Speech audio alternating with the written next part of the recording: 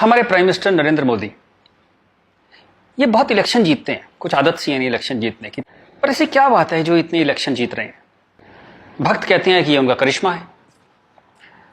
Haters को वैसे तो कुछ समझ ही नहीं आया आज तक कि वो क्यों इलेक्शन जीत रहे हैं, पर वो भी अपनी एक थ्योरी बताते हैं कि ये हिंदू मुस्लिम डिवाइड करते हैं, इस वजह से जीत रहे हैं। इस पर मैं आज अपनी बात आपसे कहना चाहता हूं। मेरा ये मानना है कि नरेंद्र मोदी नाम का कोई शख्स है ही नहीं, ऐसा कोई आदमी है ही नहीं। He is just a face to express a deep anguish. इस देश के अंदर, इस देश के सबकॉन्शियस में कुछ बहुत गहरे जख्म है, कुछ बहुत दर्द है, कुछ बिट्रेल है, कुछ धोखे हैं। उनको एक्सप्रेस करने का कभी मौका नहीं मिला था इस देश को। एक मौका मिला, उस मौके का नाम है नरेंद्र मोदी। सवाल यह है कि ये गंगा जमनी तहजीब, ये कौमी यकजहती, ये भाईचारा, ये गुलदस्ता, ये कितना सच है?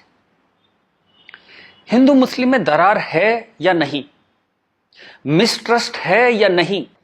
ये सब कुछ ठीक है, ये सिर्फ बातें मोदी ने फैलाई हैं। क्या ऐसा है? आज हम इसको टेस्ट करेंगे, इस सवाल को आज हम टेस्ट करेंगे। क्या आपको मालूम है सन 1800 से इस देश में हिंदू मुस्लिम दंगे हो रहे हैं? 1926 में पूरे देश में दंगे हुए थे। क्या यूपी, लाहौर, मुंबई, तमिलनाडु, कोलकाता, सब जगह अलग अलग वक्तों में दंगे होते रहे हैं। तो ये जो एक गंगा जमनी तहजीब है, ये कहां है?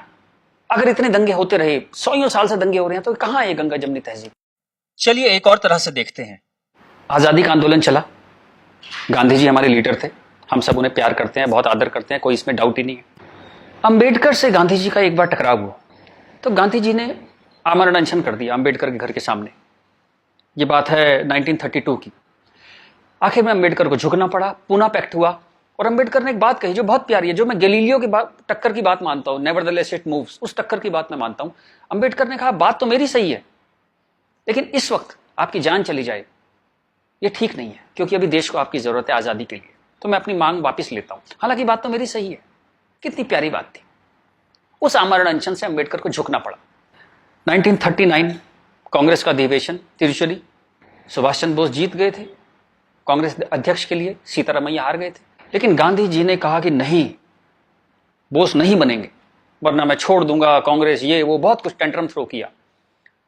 तो सुभाष चंद्र बोस ने त्याग पत्र दिया। यहां भी गांधी जी की जिद आगे आई। अंग्रेजों के खिलाफ भी उन्होंने भूख हड़ताल करी, तो अंग्रेजों को झुकना पड़ा। तो लोगों के दिल में ये सवाल है, मेरे दिल में सवाल था, जब मैं 7th-8th स्टैंडर्ड में था, तो मैंने अपने टीचर से पूछा था, जब जिन्ना ने कहा कि इस देश का पार्टीशन होगा, बंटवारा होगा, तो गांधी जी ने उसके घर के सामने आमरण अनशन क्यों नहीं किया? इस सवाल का जवाब कौन देगा? मुझे आज तक इस सवाल का जवाब नहीं मिला। खैर, उसके बाद जिन्ना अड़ गए तो पार्टीशन हुआ। 47 में पार्टीशन में करीबन 15-20 लाख डेड बॉडीज, जो हिटलर नहीं कर पाया, 15-20 लाख डेड बॉडीज हमने देखी। कुछ करोड़, 1-1.5 करोड़ लोग यहां से उजड़ के वहां गए, वहां से उजड़ के यहां आए। पूरी ह्यूमन हिस्ट्री में इससे ज्यादा डेंजरस, इससे ज्यादा खतरनाक चीज कुछ नहीं हुई। शायद वो रवांडा टूटसी में जो प्रॉब्लम हुई, वही इसकी टक्कर की प्रॉब्लम होगी। सैकड़ों औरतों को नंगा करके सड़क पे चलाया जाता था, उसे पिंड यात्रा कहते थे। इतनी दर्दनाक चीज, बट ये हुआ क्यों? And who failed? किस वजह से इतना बड़ा पार्टीशन हुआ? सिर्फ एक वजह से कि मुस्लिम्स ने कहा हम आपके साथ नहीं रहेंगे। और आप बकवास आज भी करे जा रहे हो गंगा जमनी तहजीब की, कौमी यकजहती की। 20 लाख लाशें गिर गई, आप अभी भी सच का सामना नहीं करोगे? उसके बाद जो पार्टीशन से लोग आए, यहां बहुत सारे शहरों में रहे, और अगले 20, 25, 30 साल बड़ी गरीबी में रहे। ना उनके पास पैसे थे, ना कैंप बोल दिया जाता था, वहां कैंप में रहते थे। बहुत तकलीफों से उन्होंने 20-30 साल बिताए। अब तो वो लोग नहीं है, गुजर गए, लेकिन उनकी वो दर्द की, वो जो रोंगटे खड़े कर देने वाली उनकी कहानियां थी, वो कहानियां जिंदा है। वो लोग जिंदा नहीं है, पर वो कहानियां जिंदा है। और याद रखिएगा, कहानियां अपने हीरो से, अपने कैरेक्टर से ज्यादा उम्र रखती हैं। जीसस चले गए, कहानियां हैं। राम चले गए, कृष्ण चले गए, उनकी कहानियां चलती हैं हजारों सालों से।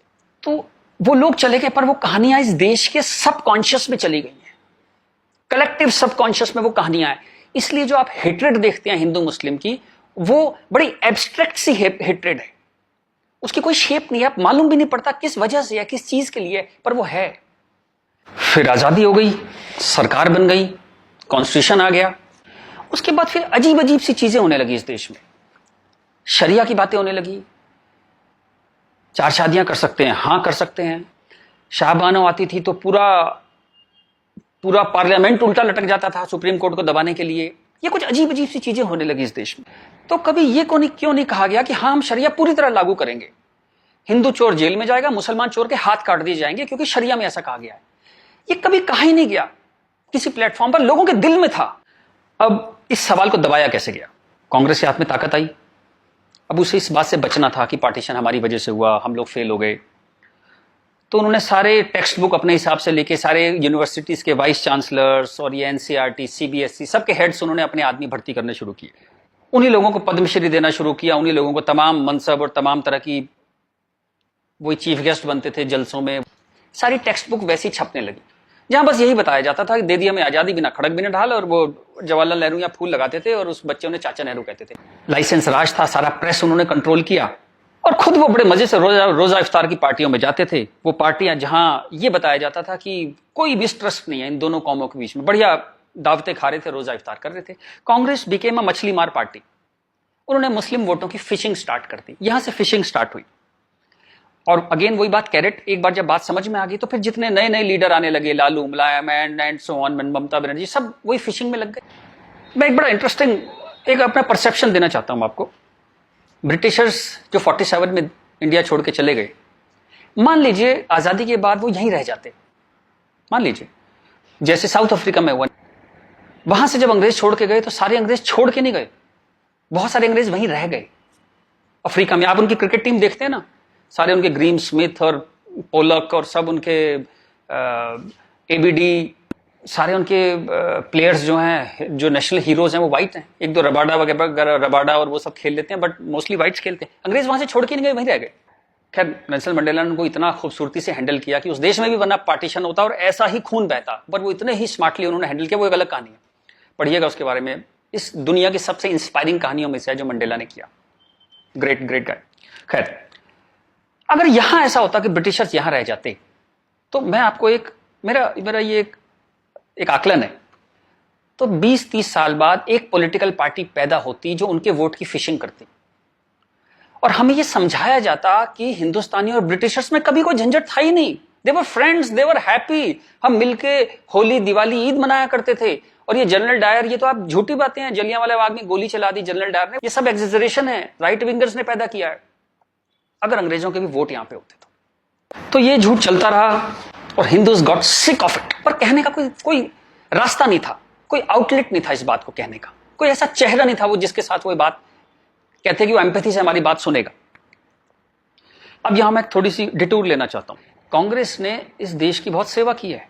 अगर इतनी मॉडर्न आउटलुक के नेहरू जी ना होते तो देश यहां तक ना पहुंचता।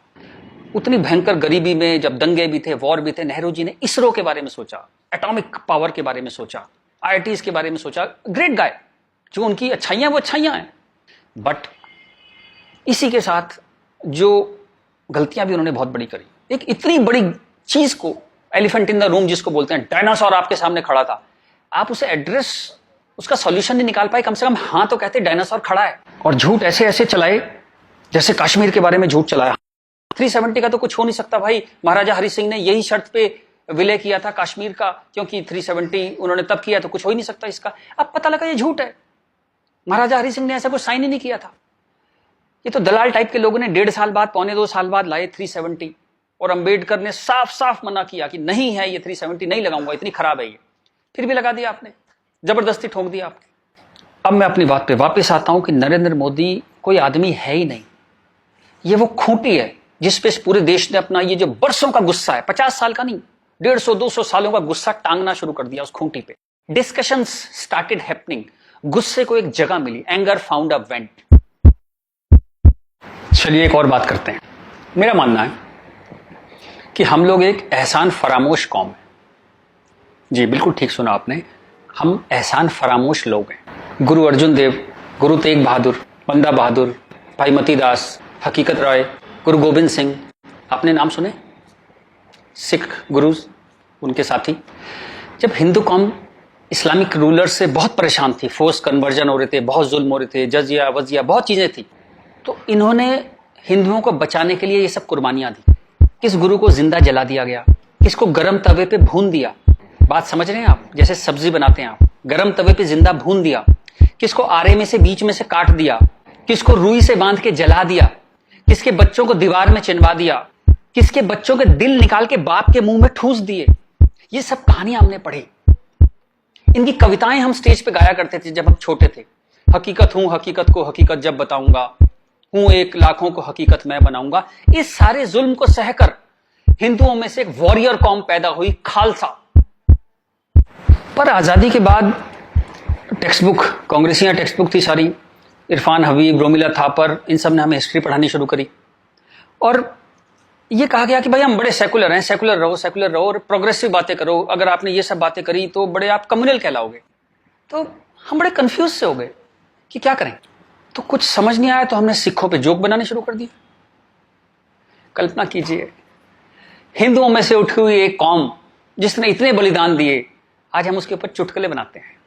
बजाय उस कौम को सिर पे बिठाने के हम उस पर चुटकुले बनाने लगे। चलिए, ये वक्त भी देखा इस देश ने। यहां से प्रॉब्लम शुरू हुई। जिन मुस्लिम रूलर्स के हाथों, जिससे पूरे लंबे वक्त में वो जो हमने तकलीफें सही, जैसे ब्रिटिशर्स के हाथों सही, ब्रिटिशर्स चले गए, उन मुस्लिम लोगों के हाथों जो हमने इतनी तकलीफें सही, उनको आजादी के बाद हम कुछ एड्रेस ही नहीं कर पाए और कंफ्यूज हो गए कि ये सब जुल्म हुए भी थे या नहीं थे। ये गुरुओं ने जो इतनी बलिदान दिए थे, जो इतने सैकड़ों सालों से ये जो गुरुद्वारे बने हुए हैं, ये सच्चे हैं कि नहीं है, या ये मोदी ने बना दिए जाके चुप चुप के 200-300 साल पहले मोदी ने बना दिए। अंदर ही अंदर एक कैंसर है, इस गुस्से का एक कैंसर है जो इस देश को खाए जा रहा था कई सौ साल से। वो कैंसर पार्टीशन में दिखाई दिया। आपके 2 हाथ काटने पड़े, एक भारत एक पाकिस्तान बन गया, एक बांग्लादेश बन गया, 2 हाथ कट गए आपके अंदर इतना बड़ा कैंसर था। लेकिन आप क्या करते हैं, आप लिपस्टिक लगाते हैं, पाउडर लिपस्टिक लगा के आप कहते हैं भाई everything is well, all is well. चलिए इस प्रॉब्लम को एक और तरह से देखते हैं। तो ये भारत, पाकिस्तान, बांग्लादेश तीनों को मिला दें तो करीबन 50 करोड़ मुस्लिम लोग हैं यहाँ पे रहते हैं। ये कहां से आए? इतने मुस्लिम तो अरब में भी नहीं है, मिडिल ईस्ट में इतने मुस्लिम नहीं है। इस देश में पारसी भी आए, बुद्ध हैं, राजपूत हैं, सिख हैं, बहुत कौमें हैं, ये क्यों नहीं हो गए 50 करोड़? इस क्वेश्चन का क्या आंसर है? फिर एक दलाल टाइप के जो लोग हैं उन्होंने एक नया नैरेटिव स्टार्ट किया। ये पिछले 25-30 साल से ज्यादा जोर पकड़ा इस नैरेटिव ने, 20-25 साल से, कि ये प्यार से कन्वर्ट हो गए। ये हिंदू ही थे, प्यार से कन्वर्ट हो गए। वेरी गुड, वाह। ये कहा गया सूफी संत आते थे, दरवेश फकीर वकीर आते थे, उन लोग प्यार से कन्वर्ट हो गए। मैं आपको एक एग्जांपल देता हूं। जैसे हमारा एक बहुत बड़ा देश था, ऐसे एक बहुत बड़ा देश था पर्शिया। वहां पारसी रहते थे और वो कलाओं में, ट्रेड में, एजुकेशन में बहुत ऊपर देश था। उसकी वो पूरी सिविलाइजेशन बहुत हाई पे थी। ये मिडिल एजेस की बात है। मुस्लिम्स का अटैक हुआ, करीबन 25-30 साल में एक भी पारसी जिंदा नहीं बचा। सारे देश छोड़ के भाग गए, मर गए, लूट, हत्या, बलात्कार। और 25-30 साल में एक नया इस्लामिक मुल्क बन गया। बाद में जिस मुल्क का नाम पड़ा ईरान। सारे पर्शियंस कहां गए? कुछ भाग के तो हिंदुस्तान भी आ गए थे। वो प्यार से कन्वर्ट हो गए। ऐसा प्यार इस दुनिया ने कई बार देखा है। अफ्रीका में, एशिया में ऐसा प्यार 25-30 कंट्रीज ने बर्दाश्त किया है और वो 25-30 कंट्री टोटल इस्लामिक बन गए। और लेटेस्ट कश्मीर, जब वहां से 3 लाख 4 लाख हिंदू भगाए गए तो वो प्यार से भागे वहां से और पूरा कश्मीर इस्लामिक हो गया। Make no mistake, it's a caliphate. जो बगदादी करता है खलीफा जो अपना साम्राज्य बनाता है जहां सिर्फ मुस्लिम होते हैं और अगर गैर मुस्लिम है तो उन्हें डिम्मी बन के रहना पड़ेगा, खत्म होकर रहना पड़ेगा। वो कैलिफेट है इस्लाम की। इस वक्त कश्मीर में, हिंदुस्तान में कैलिफेट है। 1921 में मालाबार में दंगा हुआ था, वहां भी कैलिफेट बनाने की कोशिश की गई थी। कुछ 50,000 या 1 लाख हिंदुओं को बाहर निकाल दिया था वहां से, फोर्स्ड कन्वर्जन किया था। तो तब नहीं बना पाए, लेकिन आज कश्मीर में कैलिफेट है। ध्यान रखिएगा, ये आपकी गुलदस्ता और कश्मीरियत, जमहूरियत, इंसानियत सबके बीच में एक कैलिफेट बन गई। लेकिन आप कहते हैं कुछ हुआ ही नहीं है। और जब ये 3-4 लाख हिंदू वहां से भगाए गए 1 महीने के अंदर, तब कॉन्स्टिट्यूशन सो रहा था, इंटेलेक्चुअल सेमिनार कर रहे थे, गंगा जमनी तहजीब पे सेमिनार कर रहे थे और इस तरह की तमाम रोजा इफ्तार की दावतें चल रही थी। Happy, everybody was happy.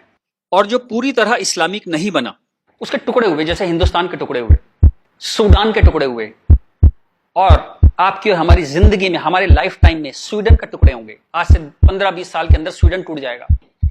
ये एक प्रोसेस है जो पूरी दुनिया में चल रहा है। आप या तो बहुत भोले हैं, देखते ही नहीं, या आप इतने मूर्ख हैं कि दुनिया में क्या हो रहा है आपने कभी देखा ही नहीं, या आप झूठे हैं, या आप दलाल हैं। अगर आप इस पूरे प्रोसेस को मना करते हैं कि नहीं नहीं ऐसा कुछ नहीं था, यहां तो बड़ी गंगा जमनी तहजीब थी, आप इन सब में से एक है, या हो सकता है सब कुछ हो। चलिए मैं आपके साथ एक एक्सरसाइज करता हूं। आपके एक दादा होंगे, एक दादा परिवार है, दादा, चाचा, ताऊ, बुआ, फूफा, उधर के उनके बच्चे, सब एक पूरी फैमिली ट्री वो है। एक नाना की तरफ से है, तो एक आदमी करीबन ऐसे 10-15 परिवार उसके आसपास होते हैं। इसके बाद आप कॉलेज, आपका कॉलेज, स्कूल कॉलेज, जहां 50-100 स्टूडेंट हैं, जिसमें कुछ दोस्त हैं जो आपके साथ ट्रेवल करते हैं जिंदगी भर। फिर आपका मोहल्ला, आपकी कॉलोनी, वहां भी आप 10-20 परिवारों को जानते हैं। यूं कहें एक आदमी मोटा मोटा 700-800 1000 लोगों की खबर उसको होती है, डायरेक्ट खबर, चाहे मिले ना कि कोई बहुत दूर रहता है, लेकिन हाँ पता लगता है उसकी शादी हो गई, उसके बच्चा हो गया, डेथ हो गई, कुछ बहुत अच्छा हो गया, बहुत बुरा हो गया, खबर आ जाती है कहीं ना कहीं से। अब मैं आपसे एक्सरसाइज करता हूं, पिछले 20-30-50 साल में ये इन 1000 लोगों में से कितने लोग मुस्लिम बने, कितने लोग कन्वर्ट हुए? आंसर मिलेगा 0। क्या हुआ? सारे सूफी, दरवेश, फकीर रिटायर हो गए, आईपीएल देखने चले गए, इस्लाम की कशिश खत्म हो गई। दोस्त, जब तक गर्दन पे तलवार ना हो ना, कोई कन्वर्जन नहीं होता, या बहुत सारे पैसे ना हो, कोई कन्वर्जन नहीं होता। उसके बाद पार्लियामेंट पे अटैक हुआ, इस देश की पार्लियामेंट पे अटैक हुआ, और उसमें शामिल अफजल गुरु, उसके सम्मान में, उसके समर्थन में लोग खड़े हैं, हजारों लोग मुसलमान खड़े हैं, और हमने तब भी कुछ नहीं कहा। इस देश में हाहाकार नहीं हुआ। मुंबई में कुछ साल पहले आजाद मैदान में एक रैली हुई, किस लिए हुई? रोहिंग्याओं के समर्थन में। आपका क्या लेने देना रोहिंग्याओं के समर्थन में? और रैली के आखिर में क्या हुआ? जो शहीदों के लिए स्मारक बना है, फौजियों के लिए, शहीदों के लिए जो स्मारक बना है, उसको जूते मार मार के तोड़ दिया। इतनी नफरत आपके मन में इस देश के लिए, और कोई कुछ कहता ही नहीं, कोई कुछ कह ही नहीं पा रहा था। ये चल रहा था इस देश में। तो ये जो एक हेट है, ये इन दोनों कौमों में रही, और वो एक हेट, वो एक नफरत जो थी, वो कभी, it never became a past history, distant history, कभी नहीं हुआ। वो रोज रहा। कभी वो अफजल गुरु के रूप में आ गई, कभी वो क्रिकेट मैच के रूप में आ गई, कभी कश्मीर, कभी आजाद मैदान, वो हमेशा कभी ना कभी उसके न्यू एडिशंस आते रहते थे। एक और एक्सरसाइज करते हैं। आप मोटरसाइकिल चलाते हैं, कार चलाते हैं, साइकिल, स्कूटर कुछ चलाते होंगे। जब भी आप सड़क में जाते हैं तो थोड़ा संभल के चलते हैं, लेकिन आपके शहर के जो मुस्लिम एरिया है, जब उसमें आप जाते हैं तो कुछ एक्स्ट्रा संभल के चलते हैं कि नहीं? एक्स्ट्रा संभल के, कि अगर यहां लग गई तो एक्स्ट्रा पिटाई होगी। वो जो फियर है आपके अंदर, वो जो डर है, वो कमाल की चीज है, जिसको देश कहता है नहीं, एक सिस्टम कहता है नहीं, लेकिन आपके अंदर है, करोड़ों लोगों के अंदर है, 100 करोड़ लोगों के अंदर है वो डर। और एक आखिरी एक्सरसाइज, जब भी आपको कोई ज्ञान बांटता हुआ आदमी मिले, सेकुलर मिले, इंटेलेक्चुअल मिले, गंगा जमनी तहजीब वाला आदमी मिले, सब बराबर हैं, सब धर्म है, तो उसको कहिएगा चलिए एक पेज पे लिखते हैं, गीता, बाइबल, कुरान सब एक जैसे हैं, जीसस, राम, कृष्ण, पैगंबर मोहम्मद सब एक जैसे हैं, ना कोई छोटा ना कोई बड़ा, सब प्यारे इंसान है, सब बढ़िया हैं, सब बराबर हैं। एक पेज पे लिख के उसे बोली जरा 2-4 मुस्लिम से साइन करा के ला। ऐसी ची की आवाज आएगी उस इंटेलेक्चुअल की, आपके पास जिंदगी में दोबारा नहीं आएगा। वो एक मुसलमान के साइन नहीं करा सकता इस बात पे। ये सारा ड्रामा हमारे लिए है। ये तो जहां से मैंने बात शुरू करी थी कि ये जो गुस्सा है, ये कई 100 साल का गुस्सा है, जिसको वेंट नहीं मिला, कभी निकलने की जगह नहीं मिली। और ये जो बार बार दंगे होते हैं ना, ये उसकी EMI है। And coming back to the point, Modi कोई आदमी है ही नहीं। मोदी वो मौका है, और वो गारंटी है कि इस बार जब शाहबानो पार्लियामेंट में आएगी कि हलाला हो गया, कि 4 विवाह हो गया, कुछ हो गया, इस बार पार्लियामेंट ब्लैकमेल नहीं होगी। वो एक शख्स नहीं है, वो एक इमोशनल बाम है, एक इमोशनल मलहम है, जिसकी इस देश को कई 100 साल से जरूरत थी। और अगर आप सोचते हैं कि एक आदमी क्या कर सकता है, तो दोस्त, कैसे आकाश में सुराख नहीं हो सकता, एक पत्थर तो तबीयत से उछालो यारों।